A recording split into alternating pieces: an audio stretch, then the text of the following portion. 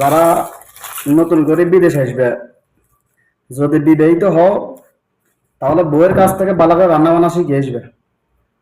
আর যদি আবিত বিয়ে ছাড়া লোক হও, মানে বিয়ে করো না, তাইলে মা কিংবা ছোট বলে তুমি বড় বলে তুমি ভালো মতো রান্না বান্না শিখিয়ে আই, বুঝছো নি? এই বিদেশে কারো কেউ রান্না করে খাওয়ায় না। যে রুমে থাকবে এই রুমের লোক একবার খাওয়া অত রান্না করি, দ্বিতীয়বার আর কেউ রান্না করে খাওয়াইতো না। তো রান্না করতে হলে খাও, না খাইতে হলে কেমনে খাবি, নিজের খানা নিজে খা। ঠিক আছে নি? এই বিদেশ বড় কঠিন, বড় কঠিন। এই জন্য বিদেশ আসার আগে কিছু শিখতে হারো আর না হারো, অন্তত রান্নাটা শিখিয়ে আইও আর একটু ভদ্রতা শিখিয়ে আইও। কার লোক কেমনে চলতে হইব, বড়দের সাথে কেমনে চলতে হইব, ছোটদের সাথে কেমনে চলতে হইব, মানুষকে কিভাবে সম্মান করতে হবে করতে হইব, বিশেষ করে এগুলো একটু শিখিয়ে আইবে।